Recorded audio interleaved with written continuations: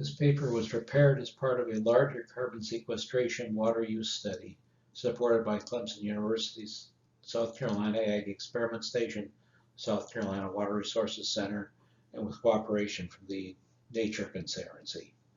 Thomas L. O'Halloran is a principal investigator. The ArcView ArcGIS Hydrology Toolbox has been part of the ESRI GIS packages since 1997. Since that time, the basic functions of this toolbox have been incorporated into a number of other hydrology models. Today I will be talking about the most basic function of the toolbox, delineating watershed boundaries. This involves a simple model. An initial DEM is input to the model. The fill command is used to fill any closed depressions in the DEM to create a continuous surface. That surface is analyzed by the flow direction command, producing a flow direction surface. The flow direction surface can be used in two ways. If the stream network is known, a point on the stream can be chosen, for example, a planned culvert location. In research, the point is often where flow or concentrations of water are measured. The pour point is combined with the flow direction surface to generate a watershed feeding that point. This function is a basic part of models such as HMS, HEC-RAS, or SWAT. If the stream network is not known, a flow accumulation surface is developed from the flow direction surface. With this flow accumulation surface, watersheds are developed based on the number of contributing cells. LiDAR DEMs, available for most of the southeastern states, allow delineation of watersheds and stream networks in the mountains, Piedmont, and upper coastal plain. The lower coastal plain differs from the mountains, Piedmont, and even the upper coastal plain by land slope. In the mountains, a small watershed may have over 100 meters of elevation change from the outlet to the ridge.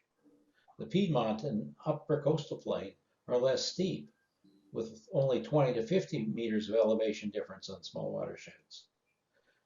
The entire lower coastal plain, everything in green on this map, is less than 30 meters in elevation, with little development of fluvial geomorphology. Small watersheds have less than 10 meters of elevation difference, and even large rivers are constrained by the former marine geomorphology. With such low relief, small differences in land elevation can influence water flow, and watershed boundaries are more difficult to define. In this paper, we examined the hydrology toolbox to identify the watershed that drains an experimental eddy covariance tower measuring ET. In that experiment, an instrumented tower measures the exchange of carbon and water between the atmosphere and the forest. We are measuring interaction with groundwater and soil moisture, and have added a flume to measure surface flow in the small stream draining the site. We are fortunate as the forest is near the coast, and NOAA had LiDAR of the property as early as 2003. A 2x2 DEM was derived from the last returns of that data. After we located the flume on the stream draining the area, we were able to use the hydrology toolkit and that DEM to estimate a watershed draining to the point of the flume, using option 1 outlined previously. The 29 wells, represented by red dots in the slide, were visited monthly to download data. Over the last 2 years, we have been able to observe the watershed during periods of heavy rain.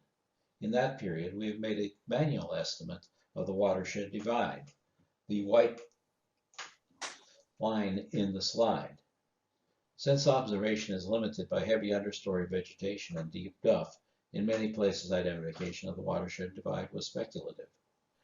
So we now have two widely different boundaries with no real confidence in which one is more correct. In the slide, the DEM color varies from green 1 to 2 meters to orange 4 to 5 meters and red 5 to 6 meters. At best, the elevation range of the entire watershed is 4.5 meters.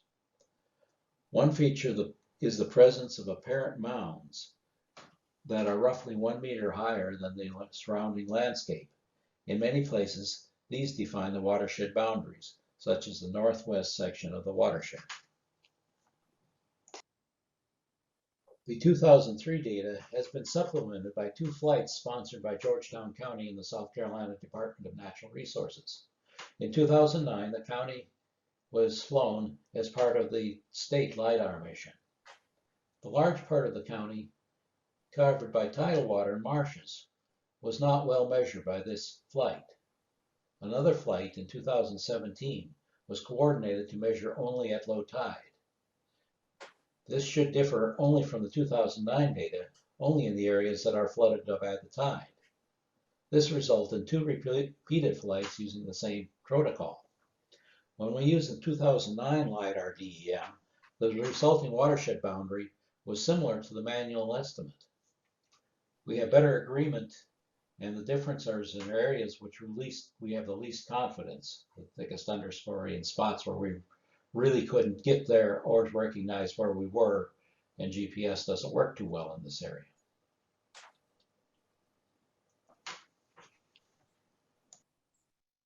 Since the 2017 LiDAR has all the improvements of the intervening 8 years, it could be expected to be more accurate. Well, it does agree with the manual and in some spots with the 2009, but also has an excursion to the southwest like the 2003's, although not in the same places. You notice that there are lots of red dots, or the 1 meter high mountains. I should have used black for the wells to differentiate the two, but you probably can see the more fuzzy reddish dots for where the 1 meter mounds are. What is the answer? Does 10,000 cubic meters of flow in the stream represent 33, 57, 42, or 63 millimeters of rainfall? That sure isn't precise enough to be compared to the ET estimates from the tower. At this scale, we still have the same problems that Damatea described prior to LiDAR.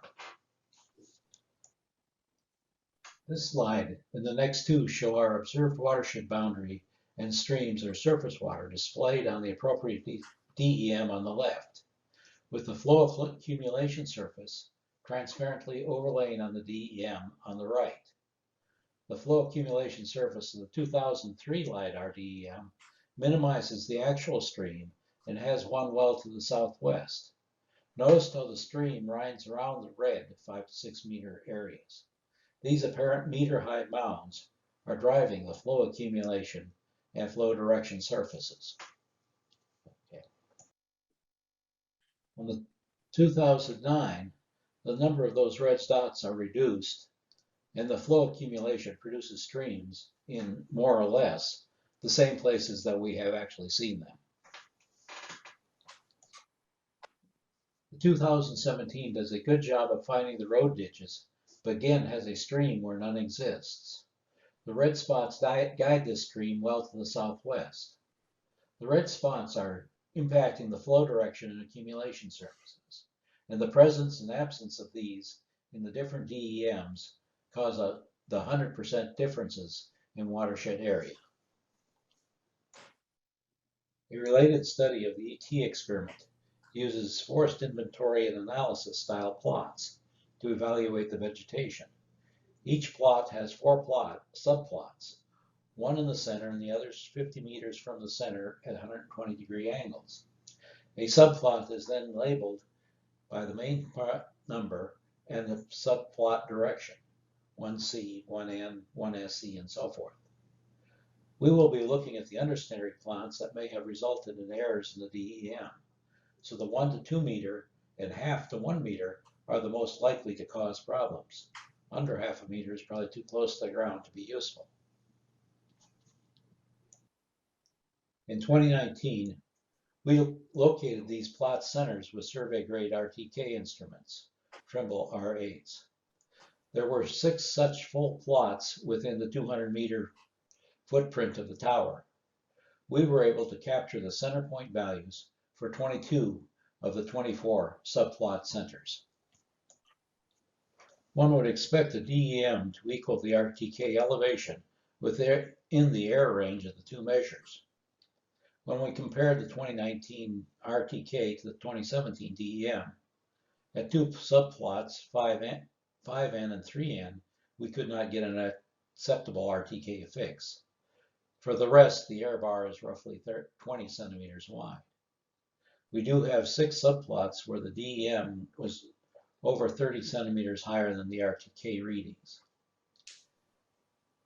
Plots 2 southeast, 4 southwest, and 6 southeast were all more than 50 centimeters too high, while 2N, 2 southwest, and 6 center were more than 25 centimeters too high. These 6 also show red mounds near the plot centers. We will concentrate on these 6 plots. This table is a terrible slide, but as most commentators who use these monstrosities say, ignore everything I'm not talking about. The colors are meaningful though. Green species names are evergreen plants, black are deciduous. Plots with a red underline are more than 60 centimeters, and orange lines are more than 30 centimeters off. Others are within the RTK error. Understory are the most important species based on crown cover, for plants over 1 to 2 meters tall, and for 50 centimeters to 1 meter tall. Note each layer is evaluated separately, so the plot may have more than 100% crown cover, as most do. I do like data looks like this. Loyonia lucida featherbush was over 60% crown cover of the 1 to 2 meter tall plants in all 3 of the largest errors and 2 of the 3 large error plots. So it is dominant in 5 of the 6 with Ilex glabra, inkberry, dominant in the last one. In the satisfactory plots, Loyonia only occurs with less than 12% crown cover, and Ilex glabra is fairly common, but usually less than 40% crown cover. February true color from 2020, 2 southeast, 4 southwest, and 6 southeast have very dark green understory. On this photo, I can identify the dark green understory that characterizes the 6 erroneous subplots. By extension, the portion of the DEM that are likely to be erroneous can be digitized over the entire scene. With the large scale February 2020 aerial photos, it is quite easy to identify the areas of the thick featherbush understory and digitize those, and use those polygons to correct the erroneous pixels within the DEM. Why do we get different watersheds from the different year DEMs? Here's a repeat of the February 20 true color slide with delineating the errors with dark green understory. Here is the same scene in March of 2021 after a hot prescribed burn. Most green featherbush now is charcoal. We scorched some of the pines too. The upper left killed the featherbush and left the pines alone. But just south of that, we didn't get the featherbush either. Prescribed burns are variable, so the amount of understory consumed is variable also. Here's an even worse slide from the post-burn, and we see that in the 2 meters, there's practically, or very few places where there's any species left at all. Where the Loyonia is, it's much smaller percentages, and nearly all of the total cover is less than 100%, suggesting that there's bare ground showing in each of these plots. Here's a scene of the same area from the 2009 aerial photos that were taken at the same time as the LiDAR in 2009. We can see that the prescribed burning must have occurred sometime just prior to this. And in this slide, We also have relatively little understory, as the marsh would have. We were interested in defining a forested watershed of a headwater stream on the lower coastal plain of South Carolina. We found that the LiDAR DEMs of the site could not be used to reliably define such a watershed. Dense evergreen understory plants, featherbush in our case, produced anomalies in the DEM that impacted the flow direction and flow accumulation surfaces in ArcGIS. These anomalies resulted in an unsatisfactory estimate of the contributing areas. Automated watershed delineation on similar lower coastal plain forested watersheds should be viewed with caution.